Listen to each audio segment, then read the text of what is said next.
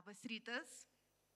Sveikiname su naujų studijų ir mokslo metų pradžia mūsų didelį, nuostabų ir bendruomenišką filosofijos fakultetą. Labai malonu matyti jūs visus čia ir mūsų pirmakursius, kurių tikiuosi čia yra daug. Šiais metais mes jų turime apie 800 ir visais labai džiaugiamės. Bet apie viską iš eilės. Aš esu Jolanta Leknevičienė, studijų prodekanė, šiek tiek pamoderuosiu mūsų šią šventę ir mes pradžioje turėsime dekano šventinį sveikinimą, tada lekciją priima, tada institutų vadovų sveikinimus ir studentų atstovybės vadovės sveikinimą, truputį informacijos apie visas mūsų šventinės progas ir visą šventinę savaitę, ypatingai kuri yra šventinė mūsų pirmakursiams. Ir tuomet po šio mūsų renginio keliausime į Bursų kiemą daryti bendrą didelę nuotrauką. Taip, kad labai prašau kantrybės, jos daug nereikės, nes mes būsime tikrai tokie trumpi ir svarbiausia, nepabėkite, keliausime daryti tos nuotraukos. O dabar nieko nelaukdami ir pradėkime. Taigi, kviečiu mūsų fakulteto dekaną, profesorių Joną Dagį, tarti šventinį žodį.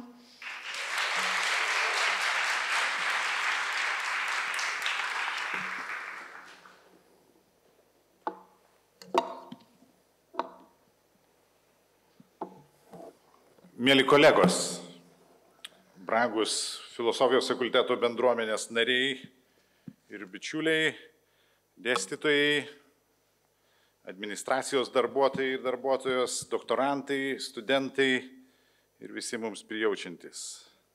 Štai vasara ir vėl baigėsi ir mes pradedame naujus akademinius metus. Prieš valandą prie Centrinių rūmų bibliotekos kieme iškėlėme universiteto vėliavą. Studijų metai jau prasidėjo. Gyvendami akademinį gyvenimą mes turime privilegiją naujos pradžios, atsinaujinimo planų ir vilties jausmą patirti ne tik per įprastas kalendorinės šventes ar savo gimtadienius, bet ir kiekvieną rudenį, rugsėjo 1, su kuo visus nuoširdžiai sveikinu. Kaip į kolegas, dabar kreipiuosi ir į visų mūsų studijų programų pirmojo kurso studentus ir studentės, kurie šiandien pradeda svarbų savo gyvenimo etapą mūsų fakultete. Noriu pasakyti, kad netrukus pastebėsite, kad tapus Vilniaus universiteto studentais, iš esmės nuo šios dienos, jūsų gyvenimas keisis. Studentas tai ne tik visuomeninis statusas, bet visų pirma specifinis gyvenimo būdas, kurio puoselėjimui turėsite skirti artimiausius keletą metų. Mėly pirmakursiai ir pirmakursės, greitai pajusite, kad universitetas nėra vidurinė mokykla. Pastebėsite, jog auditorijose ir kitose fakulteto erdvėse jūs supa ne atsitiktiniai žmonės, atsidūrę čia pagal gyvenamosios vietos adresą ar jūsų tėvų preferencijas, bet jūsų kolegos ir bičiuliai, kurie čia atėjo vedami tų pačių interesų kaip ir jūs. Matysite ir tai, kad kitaip negu mokykloje čia jums bus suteikta daug daugiau laisvės. Neabejoju, kad pajusite gerokai mažesnę kontrolės naštą, bet turite suprasti, jog taip yra dėl universiteto jums teikiamo pasitikėjimo, kuris rimtai įpareigoja demonstruoti asmeninę atsakomybę. Išsilavinimas – štai kapitalas, kurį turėtumėte čia įgyti per ateinančius keletą metų. Itin aukštos kvalifikacijos mokslininkų atliekami aukščiausio tarptautinio ir nacionalinio lygio filosofijos, psichologijos, sociologijos, edukologijos, kriminologijos, socialinio darbo, socialinės politikos, neeuropinių kultūrų ir visuomenės tvarumo tyrimai ir tais tyrimais paremtos kokybiškai organizuotos studijų programos neabejotinai yra šio išsilavinimo pagrindas. Tai būtina jo sąlyga. Būtina, bet nepakankama. Nemažiau svarbus yra bendruomeniškumo elementas. Kokybiškas studijų procesas čia nebus įmanomas be visų jo dalyvių įsitraukimo. Nesibaigiančias skaitmeninės transformacijas patiriančiame pasaulyje, kai beribiai informacijos masyvai akimirksniu pasiekiami net iš atokiausių vietovių, turime suprasti, jog tai yra būtina. Nesibaigiančias skaitmeninės transformacijas patiriančiame pasaulyje, kai beribiai informacijos masyvai akimirksniu pasiekiami net iš atokiausių vietovių, turime suprasti, jog tai yra būtina. kai ta informacija ne tik pasiekiama, bet pagal pageidavimą gali būti gaunama įvairiausiais apdorotais pavydalais, neretai dar ir pagražinta nebūtais dalykais. Tokiame pasaulyje pasyvus studento dalyvavimas studijose yra visiškas anachronizmas. Nepasiduokite pagundai tapti tik dirbtinio intelekto operatoriais ir tarnais, tos ciniškos mašinos sraigteliais.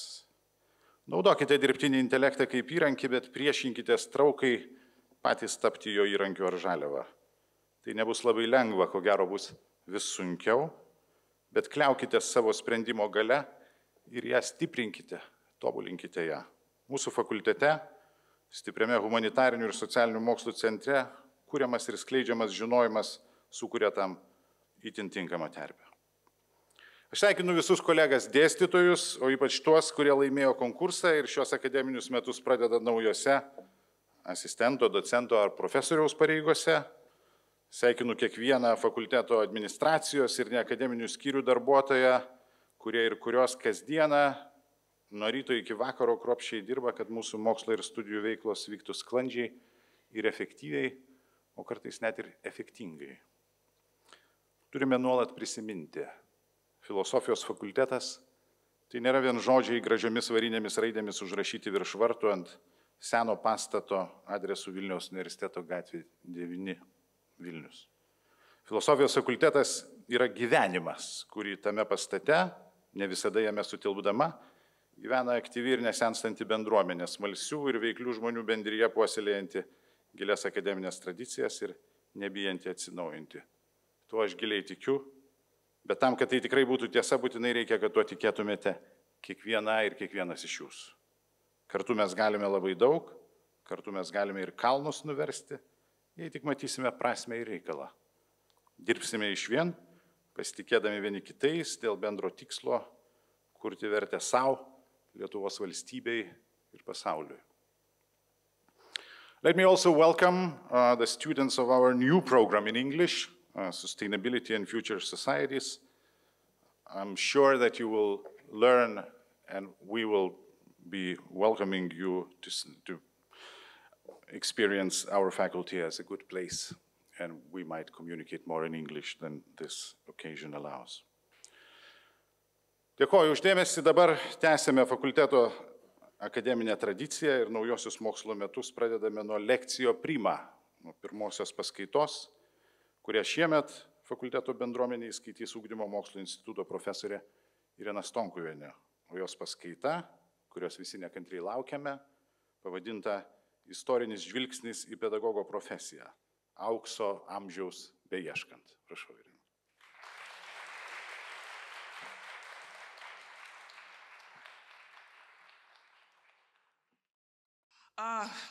Bijau. Pirmą kartą gal gyvenime pakankamai bijau. Vakar bijojau dėl to, kad neturiu ką pasakyti. Šiandien bijau, kad nespėsiu per tas 45 minutės visko pasakyti. Tai pradėsiu nuo pasakos. Na, žinote, ten už jūrų, marių, aukštų kalnų buvo karalystė, kur gyveno vieni pedagogai ir turėjo jie didžiulį prestižą. Na, bet prestižo dar jie turėjo kiekvienas po nuosavą pilaitį ir aišku, pasaką kiekvienas galėtų betesti. Pagal tai, kokias pasakas skaitėte, girdėjote vaikystėje, pabaigti reikėtų šitą paskaitą ir aš ten buvau, alų midų gėriau, savaime suprantama, kad nealkoholinį, prestižą turėjau. Na, bet vis dėlto nerimta. Nerimta iš tikrųjų pasaką skaityti tokioje garbioje auditorijoje, dėl to ir juolab nemodernu. Pasakos vis dėlto iki modernios visuomenės, sakyčiau, žanras, dėl to ėmiau ir paklausiau to, ko dekanas liepė neklausti, dirbtinio intelekto. Tai ar egzistavo vis dėlto tokia karalystė, kurioje tai ir buvo tas didysis, pedagogų prestižas. Ir aukštas statusas, aukštas toks kaip pilis. Pirmą kartą gyvenime kūriau paveiksliuką dirbtinio intelekto. Nemokame versiją leido sukurti tik tai 3 paveiksliukus. Mokėti, aišku, aš nesiruošiau. Taip, bet kuriuo atveju intelektas sakė, taip, tokia šalis buvo. Čia matom vieną iš 3 paveiksliukų. Kaip matom, labai viskas gražiai spindi. Šita šalis, pasak dirbtinio intelekto, vadinasi edukatorija. Na ir paskaitysiu, kągi vis dėlto dar rašo.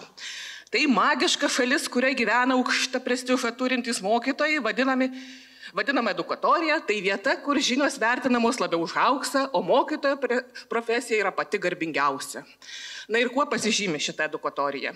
Edukatorijos centre stovi milžiniškas švytintis medis, jo šakos ir lapai tai knygos augančios viso pasaulio žinias. Medžio bibliotekos valdytojai yra patys išmintingiausi ir seniausi mokytojai, vadinami globėjais.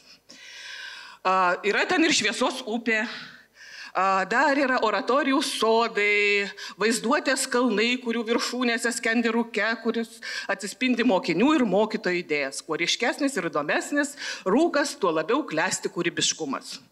Šituose kalnuose vyksta dailės, muzikos ir teatro pamokos.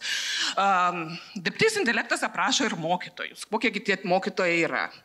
Na, edukatorijos mokytojai yra labiausiai gerbiami bendruomenės nariai, o jų statusas nustatomas pagal jų žinių lygį, išmintį ir gebėjimą įkvėpti kitus.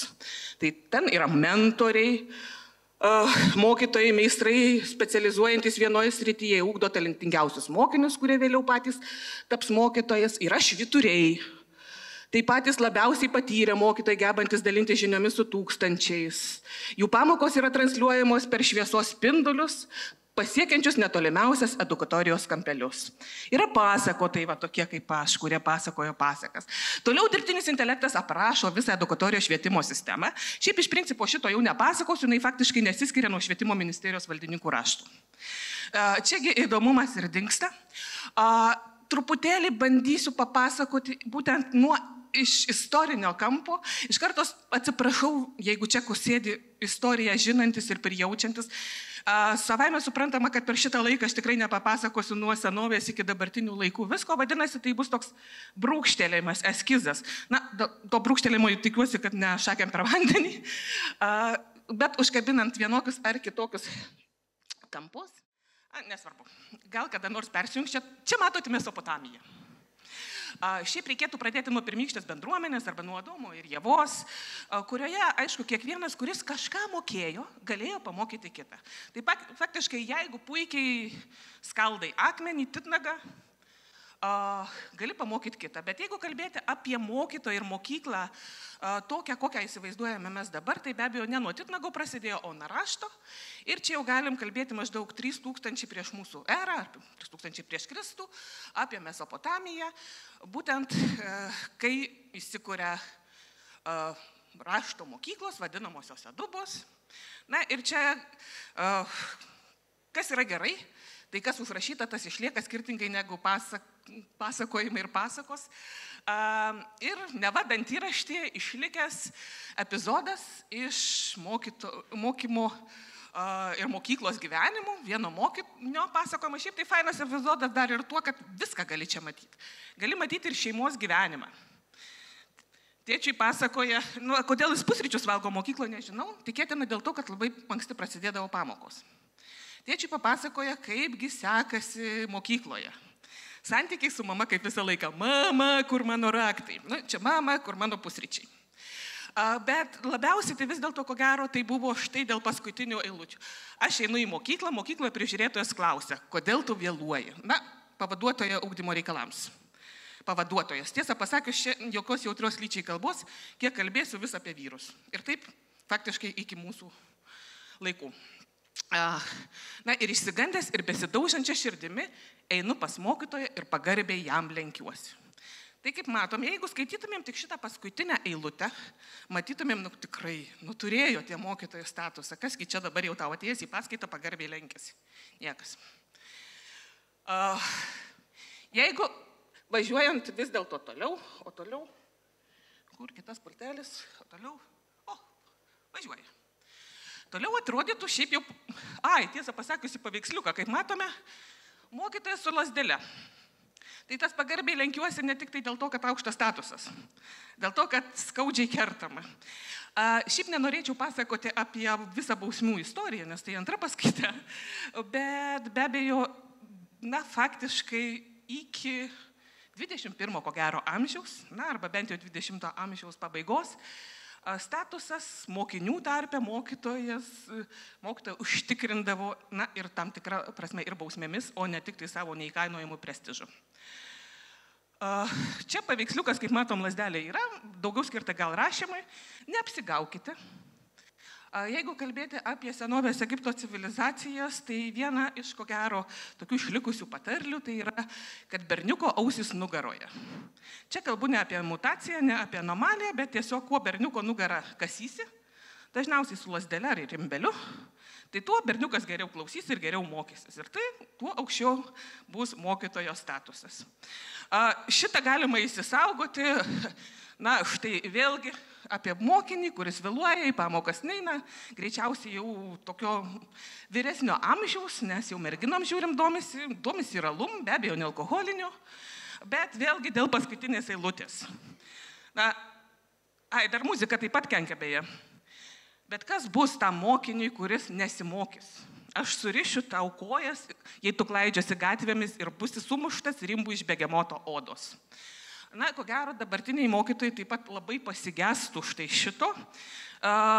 Kartais atrodytų, jeigu nesusivaldo, bet gamtosauginiai reikalavimai visai kiti. Dėl begemotų, na ir vaikų teisių ir apskritai, ko gero, vis dėlto ne bausmė užtikrina pagarbą vaikų akise. Bet vėlgi, kaip jau minėjau, ta bausmė, ko gero, yra gana svarbi visą mokytojavimo istoriją. Čia nežinau kas, ar mokytojas, ar vergas. Bet jeigu kalbėsime apie antikinę Graikiją, tai štai greitai prabėgę, na, nekalbėsime apie Spartą. Ten reikalai buvo šiek tiek kitokie, bet, na, štai apie Atėnus ar kitus miestus mes jau pradedame matyti, kad labai daug apibūdinimų skirtų mokytojams. Tai gali būti ir sofistai, išminčiai, na tai čia, ko gero, visi, kurie studijuos filosofiją, ar norėjo studijuoti filosofiją, visi žino Sokratus, Aristotelį, Pitagorą, Platoną ir kitus.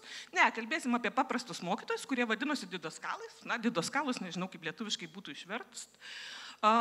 Dargi jie įvairiai specializavosi, meno mokyklose buvo gitaristai, rašto mokyklose gramatistai, sporto mokyklose pedatribai berods, na, bet staiga atsiranda ir pedagogas. Tai, kas yra šiandien mūsų dienos tema. Pedagogas tai be abejo yra labai paprastas asmuo, vergas, vedžiojantis berniuką į mokyklą. Na ir jo funkcijos yra ganėtinai paprastos. Kelią pašviesti, kėdutę panešti, jeigu mažesnis, ir mokinį patempti, apsaugoti nuo pavojų. Vienu žodžiu, vedžiotojas. Viena iš išlikusių iliustracijų, ko gero spėju, kad ant vazos, iliustruoja, kad mokyklos gyvenimą sėdi mokytojas, stovi mokinys ir sėdi vergas, taip pat su lazda. Svarstoma, ar iš tikrųjų vergas, na, be kita ko, vėliau be to vedžiotojo užėmė ir auklėtojo funkciją, ar vergas vis dar tą lazdą turi dėl to, kad šunis nuvaikytų pakeliui į mokyklą, ar vis tik tai gali užvožti mokiniui, skatindamas pagarbą ir norą mokytis, motivaciją mokytis. Tas klausimas išlieka ypatingai jau Romos imperijoje, kur vėlgi daug kas perimama iš graikų ir viena iš tų madų sako, kad na, turėti graiką mokytoją, dažniausiai be abejo vergą, na, yra tam tikras prestižo ženklas ir kiekviena pasiturinti šeima tokį mokytoją lyg ir norėjo turėti, bet tada kyla diskusijos, ar gali vergas išmokyti laisvąjį. Šitą verta atsiminti ir ne tik tai apie fizinę vergovę, bet ir tada, kai žmogus yra nelaisvas vidumi, kai žmogus, mokytojas tarnauja režimui, neatsižvelgdamas į, na, pats yra nelaisvas, ar gali jisai išugdyti laisvį. Tai čia ne tik tai apie senovės Romą, na, šokam į viduramžius. Kaip žinia, čia, tarp kitko, jau neironizuodama galiu kalbėti apie statusą. Dažnai, ypatingai ankstyvaisiais viduramžiais, pedagogais buvo dvasininkai. Ir dvasininko statusas, ne mokytojo, o dvasininko statusas daugeliu atveju reiškia daug daugiau negu šiaip tiesiog būti mokytojai pasauliečių. Na ir teigiama, kad štai tas statusas saugojo geriau negu bet kokie šarvai ar šalmas. Dėl labai paprastos priežasties. Daugelis dvasininkų nebuvo pavaldus pasaulietiniam teismui, o tik tai bažnytiniam teismui, ir tai ir visuomenės akise šiek tiek uždėjo vis dėlto tam tikro, na, sakykime, tam tikrą ženklą, štai aš kas esu. Dabar jeigu žiūrėti apie mokytojo autoriteto, prestižo klausimus ne tik tai klasėje, ne tik tai su mokiniais, bet ir su visa visuomenė, vienareikšmiškai atsakyti, koksgi tas prestižas buvo, labai sunku. Vėlgi, jeigu grįžime prie to paties Pitagoro, kuris buvo faktiškai sudievintas, na ir vos ne Pitagoro kultas Pitagoro mokykloje, ir grįžime paprasto didaskalos, kuris ateina į turgaus aikštę ir bando susirinkti mokinių, šitie ateina, pasimoko, už mokslą nesumoka. Kaip į juos žiūrėjo, ko gero panašiai, kaip kad ir dabar. Aišku, mes galim sakyti, kad taip, didžioji visuomenės dalis vertino išsilavinimą, bet kas ta didžioji visuomenės dalis? Jeigu žiūrėti, na, sakykime, visą istorijos dar štai šitą laikotarpį, tai jeigu kalbame apie aukštuomenę, ar jie vertino mokytojo darbą taip, kaip savo statusą? Greičiausiai ne. Nes antraip nebūtų atsiradęs toks pasakymas, kad nėra, žinokit, didesnės nelaimės, negu nusigyvenusios šeimos sūnui tapti mokytoju. Jau nepasakosiu, kai norėdavo iškeikti, tai sakydavo, žinot, tėvas mokytojas, o motina, tam tikros profesijos atstovė. Visų masių akyse be abejo, mokantis skaityti ir rašyti greičiausiai buvo labai gerbiamas. Bėda ta, kad tų masių nieks neklausė. Gerbė jie ar negerbė, jų nuomonė nebuvo tiek svarbi. Tai štai tas statuso klausimas, jisai yra visą laiką toks pakibęs, kad neatrodytų taip iš tikrųjų, viskas pesimistiška. Galiu pasakyti, kad mokytojas buvo gerbiamas taip, kaip ir dabar, priklausomai nuo to, koks jisai yra profesionalas. Ar jisai meistras. Ir jeigu mokytojas buvo meistras, jį gerbė visi. Bet pirmiausia, gerbė jo mokiniai. Ir šitai nepriklausomai nuo istorinių laikotarpių, apie tą patį, ko gero, reikėtų pasakyti, kad tai turėtų būti ir dabar. Kiek aš gerai atlieku savo darbą, kiek aš esu meistras, kiek aš esu profesionalas. Šiaip Lietuvoje paprastai mes mokytojo prestižo ir aukso amžiaus antikoje neieškome. Ne mūsų platumos, mums nesvarbu, mes galim ieškoti daraktorių tarpe, galbūt, bet vis dėlto Lietuvos aukso amžius pedagogikoje paprastai yra laikomas tarpukaris. Ir čia iš tikrųjų mokytojo statusas, daugelis tyrinėtojų teigia, kad yra pakankamai aukštas. Mes aišku galime, iš mano senelių, iš jūsų jau daugelio nebe, prisiminimų apie mokytojus pasakyti, kad taip, mokytojus gerbė. Šiaip jeigu remčiausi savo tyrimų duomenimis, kurie jau buvo labai labai senai prieš 20 metų, dėl to ir gyveno žmonės, kurie atsiminė tarpukario mokyklą, tai pradėdavau sakyti, taip, mokytojai labiausiai gerbėm. Mokytojas kaip ir kunigas, pašto viršininkas, policijos viršininkas, ir kažkas dar kaime mokantis skaityti, buvo labai labai svarbus. Bet vėlgi, kai paklausė, o kas vyko klasėje? Klasėje vykdavo įvairūs dalykai taip, kaip vyksta ir dabar. Štai vienas pasakoja apie tai, kad pradinė mokykla, 2 galų, viename gale klasės, kur mokosi visos 4 klasės, visų 4 klasių vaikai. Kitoje gale mokytojo butas, mokytojas veda pamokas, trupučiuką paėmęs, pavargsta, užmiega.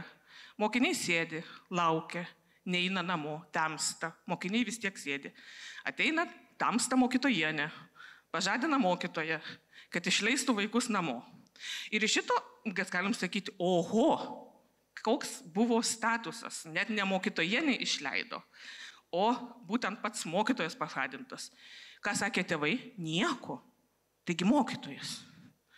Apie smurto atvejus, ką sakė tėvai kai kuris. Nu nieko, mokytojas. Yra ir kitas pasakojimas. Yra pasakojimas, kad žinote, čia baigė mokyklą, paskui baigė seminariją, atvažiavo iš mūsų kaimo tokią mokytoją, mes ten tiek juokėmės iš jos, kad jinai apsiverkė ir išbėgo į kitą trobos galą. Mums buvo labai gėda. Čia rodytų lyg ir savame krašte pranašas nebus ir tos mokytojos statusas lyg ir atrodytų mažesnis negu to užmigusio ir neišleidžiančio iš pamokų, bet jeigu pedagoginiu požiūriu pasižiūrėsi, tai vis dėlto ta sava mokytoja buvo labiau gerbiama negu štai tas truputėlį alkoholį vartojantis gerbiamas mokytojas. Bet čia, sakykime, atskiri epizodai, iš ko nereikėtų daryti kažkokių tokių didelių išvadų.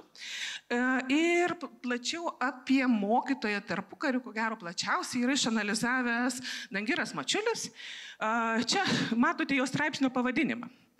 Ir jeigu bendrai paėmus, tai ypatingai po Smetonos perversmo 26 metais mokytojo autoriteto klausimas jisai buvo keliamas truputėlį net ir dirbtinai. Nes būtent per mokytojo autoritetą buvo stengiamasi išlaikyti ir valdžios autoritetą.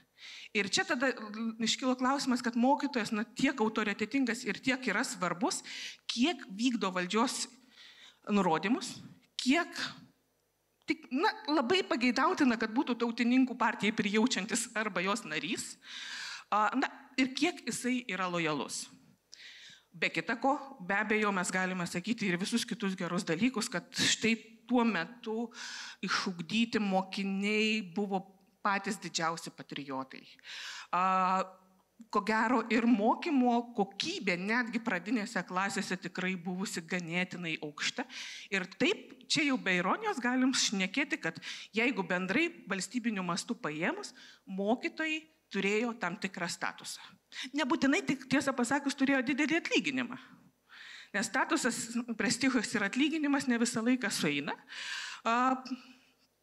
Pirmais nepriklausomybės metais paprastai mokytojams mokėdavo ne tik tai pinigėlis, bet dar ir grūdų atseikėdavo arba išmaitinti, buvo nustatyta, kiek čia ko galėtų gauti mokytojas toje kaimo mokykloje, kad bent jau badu nenumirtų. Tada ištiko sovietmetis. Labai nemaža dalis, virš 1000 mokytojų buvo deportuoti su pirmaisiais vežimais, nes kaip žinia, sovietai vis dėlto stengiasi išnaikinti šviesuomenę pirmiausiai, ir mokytojai tikrai buvo to šviesuomenės inteligentijos didžiulė dalis. Nežinau, kiek čia mūsų sėdinčių atsimena tuos laikus. Ir va čia tada bėda pasakoti, nes visi žino, turėjo savo mokytoją, turėjo savo įsivaizdavimą apie mokytoją ir kad mokytojas tikrai turėjo prestižo sovietmečių. Kadangi šitą laikotarpį tyrinėjau ir galėčiau šnekėti ilgai, tai Jolanta jau to rodys, kad reikia baigti. Nešnekėsiu, tik tai labai trumpai pasakysiu, kągi čia aš paėmiau. Čia mano šios vasaros užsiėmimas – tarybinio mokytojo skaitimas. Tarybinis mokytojas buvo toksai laikraštis, fantastiškas. Nuostabus istorinis šaltinis, ypatingai iki 70-mečio dėl to, kad šitame laikraštyje reiškėsi ne tik tai korespondentai, bet taip pat reiškėsi ir patys mokytojai, įvairūs inspektoriai ir panašiai. Rašė, kas netingėjo. Ten buvo rašoma apie nusipelnusius mokytojus, čia atidėta. Nežinau, kelintas puslapis, vienas iš paskutinių pačioje pabaigoje. Nusipelnę mokytojai tapdavo tie, kurie, paprastai švenčių progom. Didžiojo spalio revoliucijos, ten kažkas, reikia kažkam suteikti nusipelnusio kažko vardą. Prašom. Yra švietimo muziejuje tekę pasklaidyti nusipelniusių mokytojų bylas. Labai fantastiškos. Vėlgi nuostabus istorinis šaltinis, ta prasme, kad kiekvienas nusipelnęs mokytojas, bylas ypatingai tų pirmųjų, dar tokių 50 kažkelintųjų metų ir panašiai, pasirodo, vykdė revoliucinę veiklą ir kovojo prieš buržuaziją. Iš ko galim pasakyti, turint omeny, kad nebaisiai tos revoliucinės veiklos tarpukariu buvo, kad nusipelnę mokytojai be kita ko pasižymėjo ir nebloga fantazija. Tačiau jeigu žiūrėtumėm toliau į visus laikraščius, faktiškai kiekviename numeryje, ką mes ten rastumėm, tai ne panegirikas mokytojams. Mes rastumėm pagal geriausias marksizmo-leninizmo tradicijas kritiką. Kritika ir savikritika, čia dabar Markso Lenino necituosiu, nors citatas turiu užsirašysi, yra komunistinės visuomenės variklis. Ir štai tada ten mokytojas kritikuoja visi, kas netingi.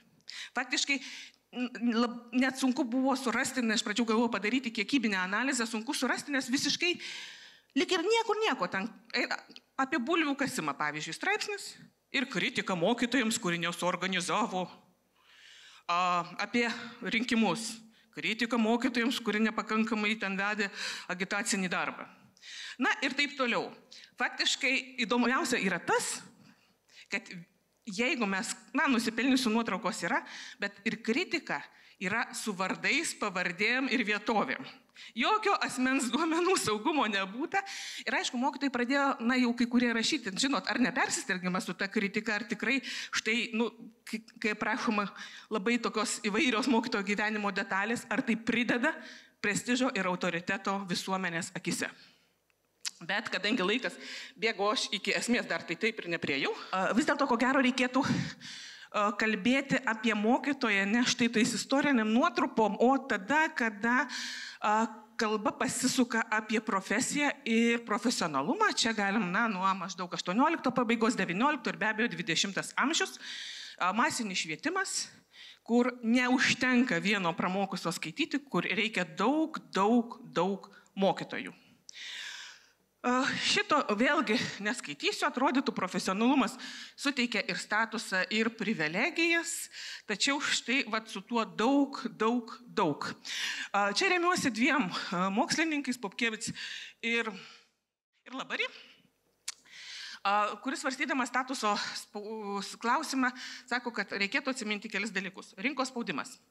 Vienas dalykas, jeigu steigiasi daugiau mokyklų, visi eina į tas mokyklas, reikia daugiau mokytojų. Kaip padaryti daugiau mokytojų? Pageidautina greitai ir pigiai. Ir čia mes tada galim dar daug ilgai šnekėti apie būtent mokytojų rengimą. Galima pakalbėti apie blogą kompaniją, čia ne mano, čia Labari citata. Ir be abejo apie darbo pobūdį. Pakalbėsiu tada vis dėlto truputėlį apie rinkos spaudimą. Kaipgi tuos mokytojus ruošti? Jeigu pasižiūrėti ir kur tuos mokytojus ruošti, Lietuvoje, ko gero, galėtumėm kalbėti apie edukacinę komisiją, taip kaip viena iš rimtesnių organizacijų, ir mokytojų seminariją, kurioje, teigiama, kad reikėtų visiškai kitokių tipo mokytojų, apšvietos amžius to reikalauja. Ir kas tie mokytojai galėtų būti? Tai be abejo, pirmiausiai, kiekvienas klebonas lyg ir turėtų siūsti gabesnį jaunuolį būti mokytoju, ir tas mokytojas turėtų mokytis labai daug dalykų. Pavyzdžiui, žemės matavimo, buhalterijos pagrindų, vargonininkavimo. Vienu žodžiu, dar ta plati specializacija edukacinės komisijos, ir tarp kitko paskaityti, parašyti ir katekizmo, kad mokytojas būtų naudingas ne tik tai pradžios mokykloje, bet ir visoje kaimo bendruomenėje. Ką čia dikai duoną valgysi, pamokai, eik vargoninkauti. Kalbam dabar apie provincijos mokytojus, kaip apie plačios specializacijos reikalaujančius. Sakyčiau, nereikėtų apsiriboti tik gamtos mokslais, reikėtų ir su vargoninkavimu pagalvoti šį bei tą. Paveiksliukė moteris. Paveiksliukė moteris, ir čia remiuosi Labari, kasgi ta bloga kompanija. Jeigu anksčiau, ištikdavo kilmingų ir išsilavinusių aukštuomenės šeimų vaikus tapti mokytoju, tai prasidėjus masiniam švietimui tokios prabangos nėra. Aukštuomenės vaikai eina mokytis, sakyčiau, įdomesnių dalykų. Į pedagogiką ateina plačios masės. Ir štai tas amžius, statusas ir kiti dalykai, Labari nuomonė, ar tai prisideda prie prestižo. Ir čia ir Popkevič ir Labari sako, kad vis tik tai vienas dar iš tokių esminių dalykų, sumažinant tam tikrą prasme mokytojo statusą, yra mokytojo profesijos feminizacija. Nėra naujas dalykas. Kai tik moteris gavo išsilavinimą, pradėjo galvoti, o kągi veikti. Viena iš galimų profesijų, iš dviejų faktiškai, buvo mokytoja. Na ir jeigu žiūrėti istorinę, sakykime, prasme, štai Elizabeth Boyle kalba, kad vienas dalykas, kodėl moterys, pačios norėjo mokyti, darbo norėjo, bet kodėl ir visuomenė, sakykime, štai taip puikiai priėmė, galima mokėti mažesnį atlyginimą, mokytojos moterys mažiau rėkaus, bus paklusnesnės.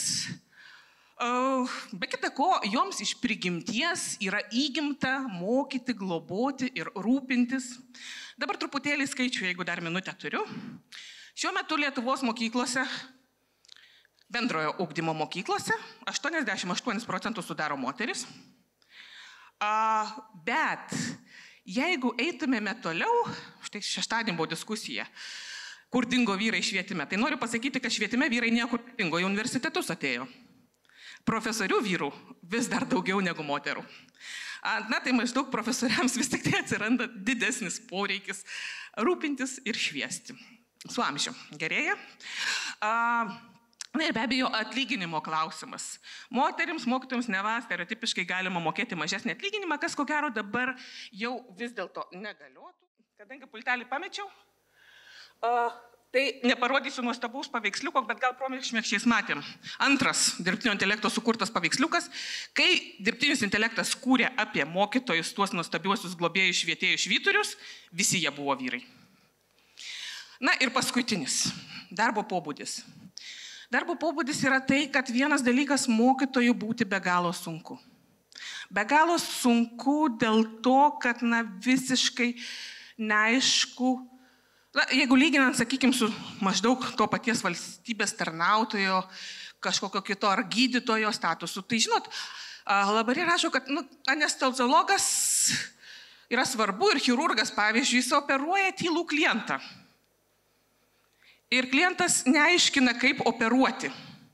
Tuo tarpu, kalbant apie mokytojo darbą, tai vienas dalykas, neaišku, kas jo klientas.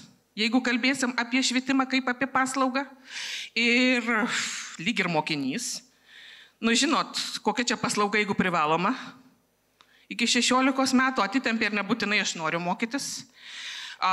Dabartinis nuolat keiksnojamas mokytojų personažas yra supermamytė, ar ji klientė, ar visuomenė klientė. Ir sunku dar ir dėl to, kad ne tik tai tas klientas mokinys gali priešintis geriausiams mokytojos norams, bet dar ir dėl to, kad jeigu visuomenė, sakysi, visiškai neaišku yra baigtinis rezultatas. Nes jeigu chirurgo atveju tai yra gerai užsiūta, sakykime, žaizda, gerai gyjanti žaizda, išpjauta tas, kas reikia ir iš ten, kur reikia, tai dabar mes be abejo galime matuoti egzaminais, gerai išlaikyti egzaminai, pasveikinkim mokytojus, ten 20 šimtukininkų užšūkdžiušius. Bet visi mes žinome, kad ne tai yra pagrindinis rezultatas. Tuo tarpu, ar geras žmogus užaugo, vėlgi mokytojo darbas yra nematuojamas. Dargi darbo pobūdis yra tai, kaip sako labai tai, kad visi mes sėdėjom 12 metų mokykloje. Ir matėm mokytojus, kurie ateina ir tiesiog pašneka, štai taip kaip aš. Ir kas čia reiškia? Ką čia reiškia pašnekėti? Ir tie, kurie susirinko į pedagogikos studijas, jūs iš anksto jau atsinešėte tą. Tai viską mes čia žinom, mes 12 metų mokykloje buvom. Ir paaiškėja tada, kad gal ne viską. Dar viena skaidrė yra apie tai, kurgi vis dėlto tuos mokytojus rengti. Ar mokytojų seminarijose, ar universitetuose. Ir ten vadinasi universitetas ar universitetas. Visų pirma, be abejo, siekiant pakelti mokytojų prestižą, iš visų seminarijų pereiti į universitetus, tam tikra prasme tas prestižas kilstelėjosi, nes mokytojo darbas, lyg ir įgavo intelektualinį, tam tikrą teorinį pobūdį, bet kaip žinia, mokytojo darbas ne vien teorija, o ir praktika. Tai vėlgi ir Pokievič ir labai rašo, kad vienas dalykas, kad studijas renkasi daugiau merginų, kitas dalykas, štai tas praktinis aspektas, iš dalies lemia, kad pedagogikos studijos gali būti vertinamos žemiausiai iš visų studijų. Bet čia tie, kurie nesupranta, vertina. Tie, kurie supranta, žino, kad tai iš tikrųjų yra be galo svarbus dalykas. Ir vietoj išvadų taip pat įdėjau paveikslėlį dėl labai paprastos priežasties. Kad iš tikrųjų nebaigčiau tą minorinę žaizdą, kad neieškokime mes to prestižo jokiuose šimtmečiuose ir jokiuose tūkstantmečiuose. Galiu pasakyti, kad jis iš tikrųjų yra. Visų pirma, yra klasėje. Ir jeigu, jau Manau, kad ir tų, kurie jau ne šiemet baigė mokyklą, paklausčiau. Ar prisimenate, kas, kai jūs mokėtės, buvo švietimo ministras? Ministras greičiausiai dar nebuvo. Jūsų atveju tai jau ir ministrė. Ilgą laiką Gedvilas toksai sovietmečių buvo ten amžinasis ministras, o paskui jie keitėsi. O ar prisimenate, kas buvo jūsų pirmoji mokytoja? Mokytoja dėl to, kad pagal statistiką, kad buvo pirmasis mokytojas, šansų nėra labai daug. Tikėtina, kad prisimenate labai daugą. Labai tikiuosi, kad iš gerosios pusės. Kai dažnai klausiu, tai žinot, žmonės prisimena ne tos mokytojos basutės. Praėjus 30 metų. Vadinasi, padarė įspūdį. Vadinasi, bent jau klasėje ta mokytoja iš tikrųjų turėjo tai, ko mes norime. Turėjo prestižą, turėjo statusą, nes turėjo meistrystę. Paskutinis paveikslėlis, kurio nematote. Ir čia, kodėl išvadų nėra, todėl, kad istorija nesibaigia. Orientuota į ateitį. Ir kaip jau minėjau, išnaudojau visus savo 3 paveiksliukus nemokamos versijos. Tai tiesiog Google paieškojau ir pirmą labiausiai paplitusį ėmiau ir įdėjau, gal sulauksiu, gal atsiras tas paveiksliukas. Kalba eina vis tik tai, ar apskritai dar mokytojo reikės. Daugelis sako, kad taip reikės. Mokytojas humanoidas. Kodėl norėjau, kad pamatytumėte šitą paveiksliuką? Kiek labai jisai skiriasi nuo senovės Egipto mokytojų? Visų pirma, visiškai neaišku, kam tam humanoidui robotui reikalinga lenta. Kam šitas reikalingas, nes be popieriuko tikriausiai jo dirbtinės smegenys negali atsiminti. Ir gal baigdama norėčiau pasakyti, kad čia tas humanoidas yra mokytojo stereotipas, mokytojo homunkulas, mokytojo vaizdas, kurį mes susikūrėme ir kuris nieko bendro neturi nei su statusu, nei su prestižu. Kiekvienas vis dėlto tą prestižą atneša tada ir vėl pasikartosiu. Tada, kai būna savo darbo meistras. Ačiū.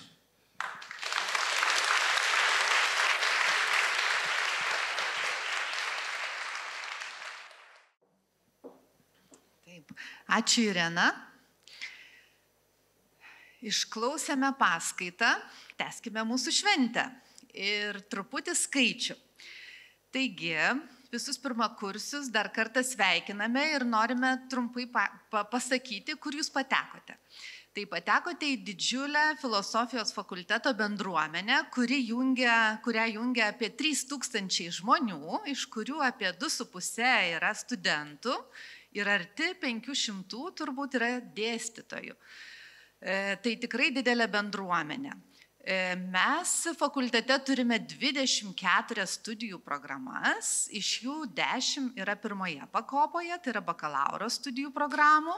Ir kaip minėjo dekanas, šiais metais startavo nauja tarptautinė anglų kalba dėstoma programa Tvarumas ir ateities visuomenės.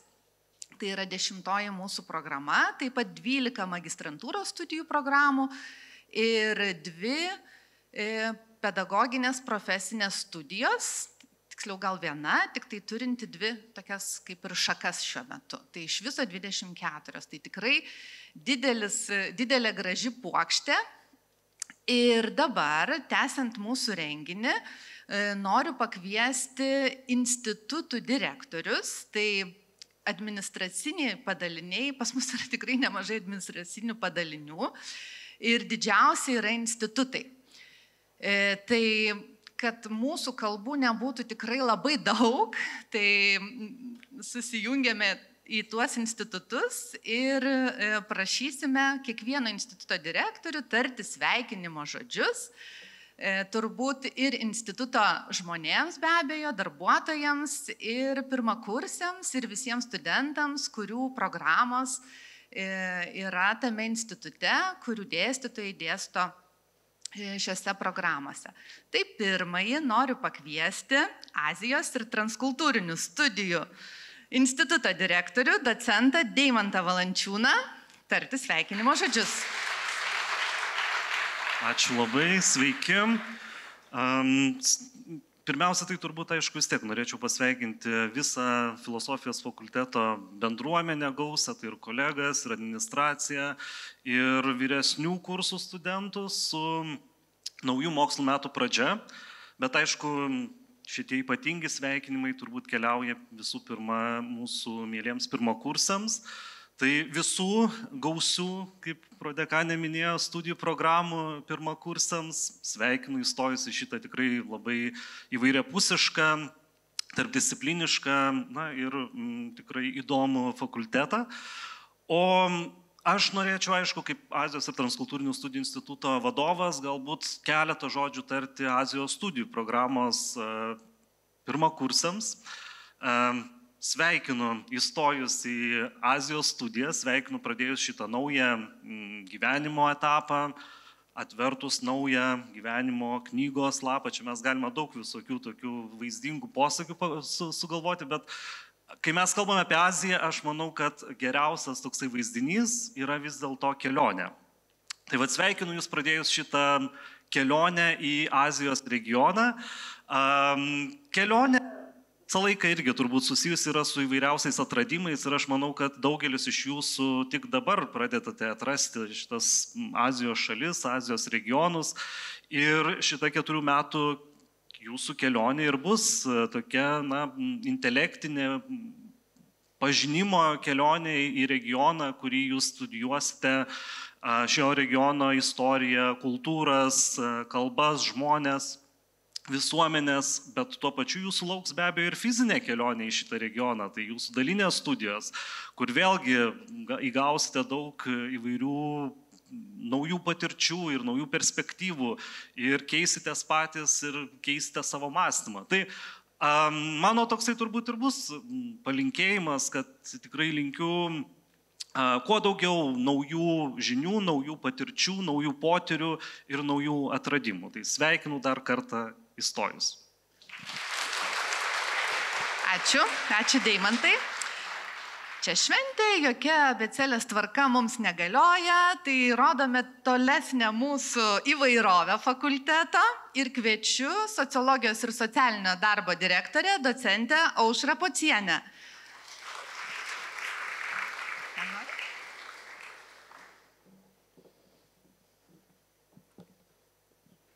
Tai sveiki visi.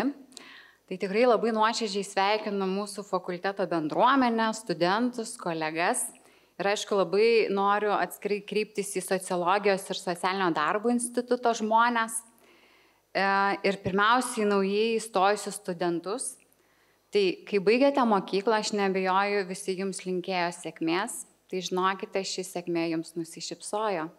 Nes jūs esate viename iš seniausių ir viename iš gausiausių universiteto fakultete, tai yra filosofijos fakultete. Ir žinoma, tai nėra vien sėkmė, tai yra tikrai jūsų nuolatinio darbo ir pastangų rezultatas.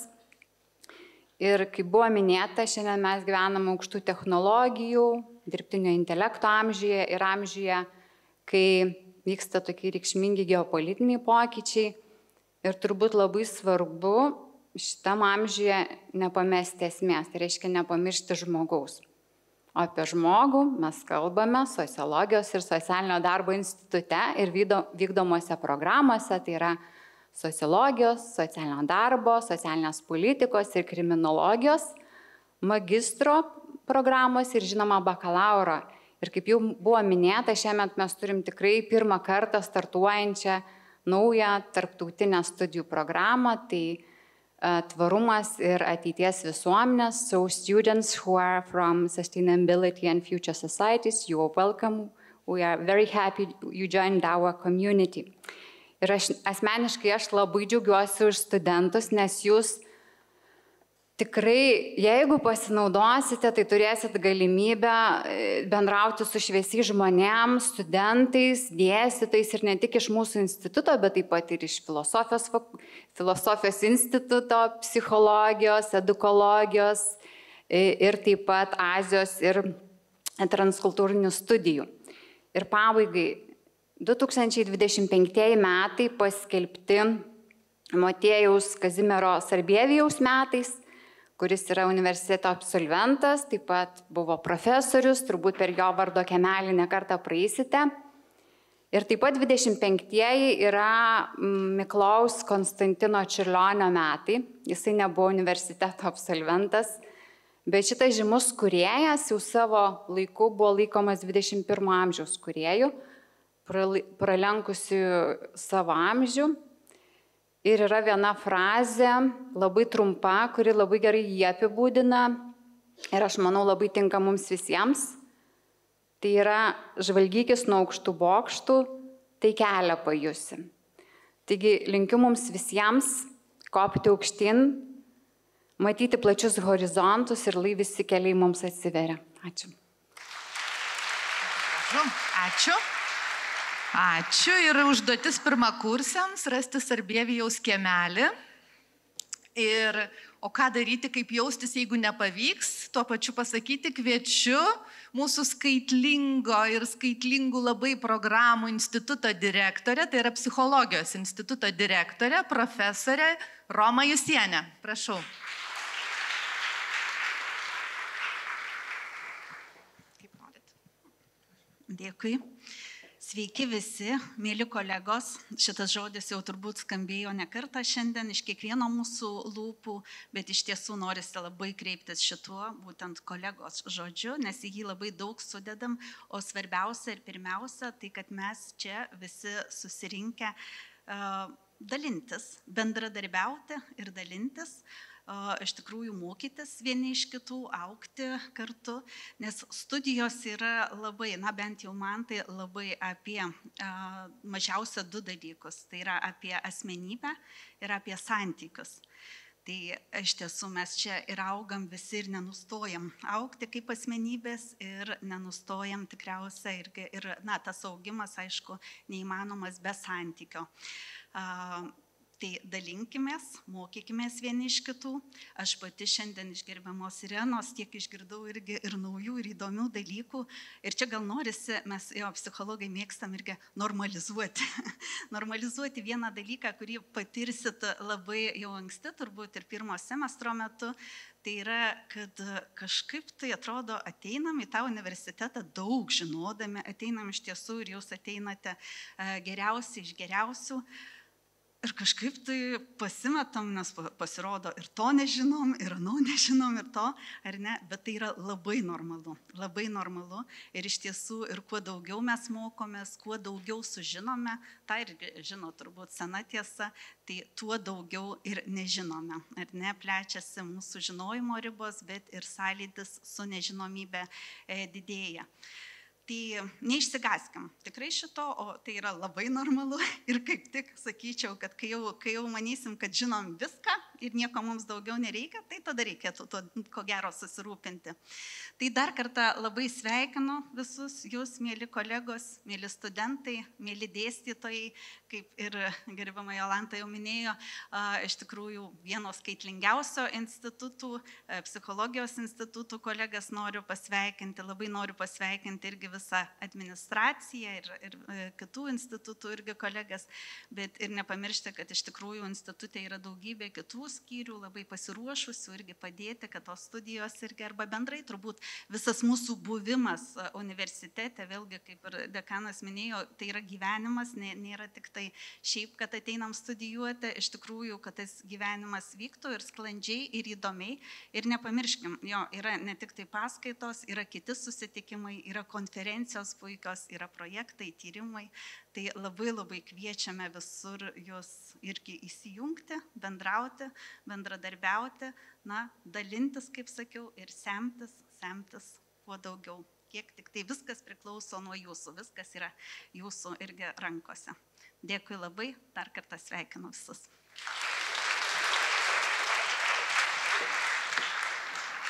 Ačiū, Roma. Keliaukime prie mūsų šaknų. Žvelgiu į Mintautą Gutauską, profesorių, filosofijos instituto direktorių. Ačiū. Sveiki visi. Norėčiau pasveikinti visus studentus, pirmakursius, kolegas. Kolegoms turbūt statuso klausimų problemų nekyla. Jiems reikia palinkėti darbingų metų, geros akademinės ir pedagoginės sveikatos, kad nepalūžtų laiku. O studentus, turbūt pirmiausia, pirmakursius reikia pasveikinti, nes jūs turite šansą pradėti kitokį gyvenimą. Nes įsivaizduoju, paskutiniai metai mokykloje dažniausiai būna tik tai ruošimasis egzaminui ir kaip greičiau tą padaryti. O čia dabar jūs galite pradėti, čia aišku taip pat bus egzaminai ir ta struktūra gali atrodyti labai panašiai, bet čia jūs turite šansą pradėti gyventi akademinį gyvenimą ir aš norėčiau, kad jūs tiesiog patirtumėt, kas tai yra. Dabar apibrėžti, kas yra akademinis gyvenimas, labai sunku, bet kai jūs gyvensite, jūs tai pamatysite ir tą šansą norėčiau, kad jūs patirtumėt. Ačiū, Mintautai. Pradėjome apie mokytojus ir pabaigsime. Tai kviečiu Ugdymo mokslų instituto direktorę, daktarę Justiną Garbauskaitę Jakimovską tarti sveikinimo žodį. Tai institutas, kuris ruošia tikrai mums labai svarbius žmonės, mokytojus ir edukologus. Prašau. Ačiū. Aš čia. Gerai.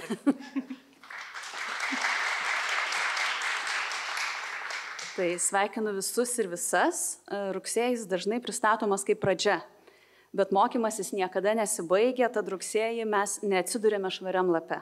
Mes ateinam su patirtimis, su nuovargiu, su abejonėmis ir su džiaugsmais, tai pradedam ne nuo nulio, o nuo vidurio. Pirmakursiai. Jūs šiandien girdite daug gražių žodžių apie naują etapą.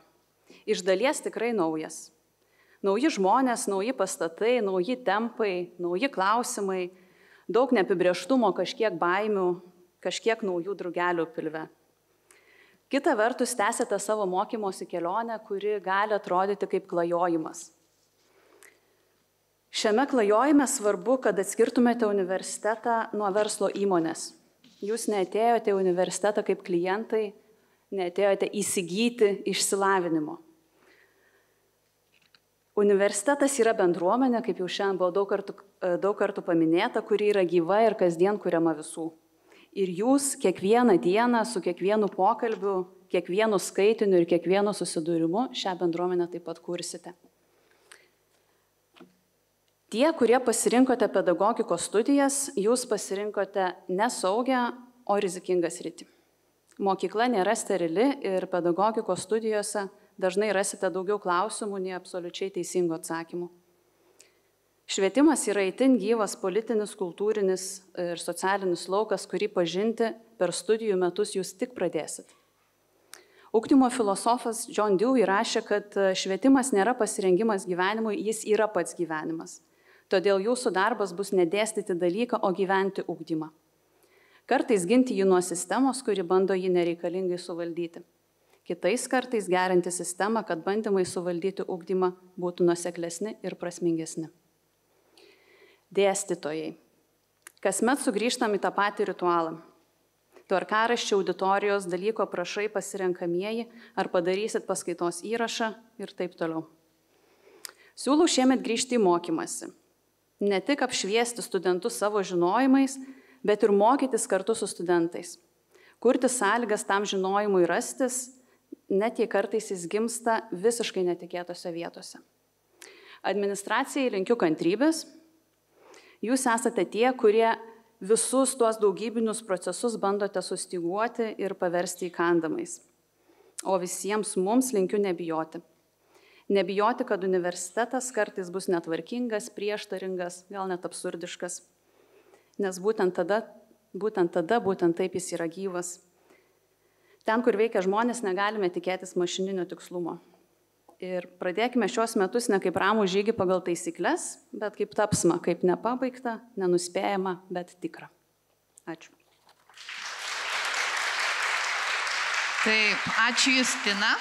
Tikrai fakultete nuo šiandien bus daug šurmulio, mes mėgstam šurmulį, taip kad tikrai šurmuliuokite, drąsiai uždėkite šviesas, nes vis kažkas užgesina tas šviesas koridoriuose. Ir šiandien teko vėl iš naujo uždegti, taigi jaučiamės laisvai. Ir ta laisvė ateina iš studentų. Kviečiu studentų atstovybės vadovę filosofijos fakultete Austėją Pupelytę.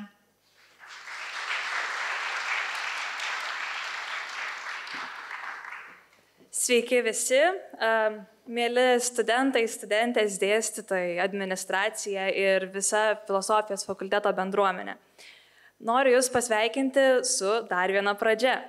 Tai šiandien ją ir susirinkome. Susirinkome į laiką, kai mūsų fakultetą auditorijas vėl grįžta šurmulys, diskusijos, idėjos. Kiekvienas rugsėjis primena, kad universitetas tai ne tik žinios, bet ir kelionė. Tai kurioje mes augame tiek kiekvienas kaip žmogus, kaip individas, tiek visi kartu kaip viena didelė bendruomenė. Ypač su šia rugsėjo 1 sveikinu Jūs pirmakursiai. Jūs įstojot į geriausią Lietuvos universitetą. Puikiai prisimenu save pernai sėdinčią Jūsų vietoje, tą patį jaudulį, nerimą ir kartu smalsumą, kai dar pilnai nesuvokiau, ką reiškia būti šio fakulteto dalimi. Galiu patikinti, kad laukia daug daugiau, negu Jūs galite šiandien įsivaizduoti. Nes studijos Vilniaus universitete tai ne tik paskaitos ar egzaminai, tai žinios, atradimai, naujos patirtis ir svarbiausia - žmonės bei bendruomenė, kuri kviečia ir laukia Jūsų atviromis rankomis. Ir tikiu, kad į šią fakulteto bendruomenę Jūs įsiliesite labai sėkmingai, kad jau netrukus atrasite savo mylimiausią vietą centrinėje bibliotekoje, išsirinksit mėgstamiausią filosofijos fakulteto suolą, o prieš egzaminų sesiją neišvengiamai patirsite studentiškas naktis MKICE, kurios kartu prie kavos puodelio vienyje bendragursius labiau nei bet kas kita. Žinau, kad jau toj turėsite ir pirmuosius ir tikrai ne paskutinius jaukius pokalbius po fakulteto buku ir viliuosi, kad išsirinksit savo mėgstamiausią puodelį Vilniaus universiteto filosofijos fakulteto studentų atstovybės rūselėje, kuriame visada esate laukiami. Be šiltos ir atviros bendruomenės mūsų fakultetas, kaip jau tikriausiai nekartą šiandien ir girdėjot, yra ypatingas tuo, kad jis sudaro net 5 skirtingi institutai. Ir nors ir esame labai skirtingi, mus vienyje vienas svarbus aspektas - žmogus. Būtent čia mes pažįstame žmogų įvairiai. Studijos filosofijos fakultete vienareikšmiškai veda prie gilesnio supratimo, kas mes esame ir kokia yra mūsų vieta pasaulyje. Todėl linkiu, kad studijos čia padėtų Jums pažinti save, savo aplinką ir visą platųjį pasaulį. Nebijokit bandyti, atrasti, suklysti ir mokytis iš savo klaidų, arba tiesiog iš jų pasijuokti. Ir nepamirškit, kad kiekvienas iš Jūsų esate svarbi šios bendruomenės dalis. Mėgaukitės kiekvieną šios studijų kelionės akimirką ir vertinkite laiką universitete, juk būtent iš čia mes ir kylame iš žvaigždės. Sėkmingų, prasmingų ir įkvėpimo kupinų studijų metų. Ačiū. Taigi, judame į mūsų renginio pabaigą. Trumpai primenu, kad kai pabaigsime, keliausime nusifotografuoti į Bursų kiemą, kuris yra tik tai minutė ar 2 nuo šios salės, tai tikrai nepabėkite, matysite, kur judame visi. 12:30 susitikimas su studijų programų pirmininkais, būtinai dalyvaukime. Toliau, be 15:03 susitinkame prie Seimo ir keliausime iškilmingoje tokioje eisenoje, kuri yra labai energinga, linksma, tikrai labai visus kviečiu. Keliausime iki universiteto ir didžiojo kiemo, kur 3:30 vyks šventė.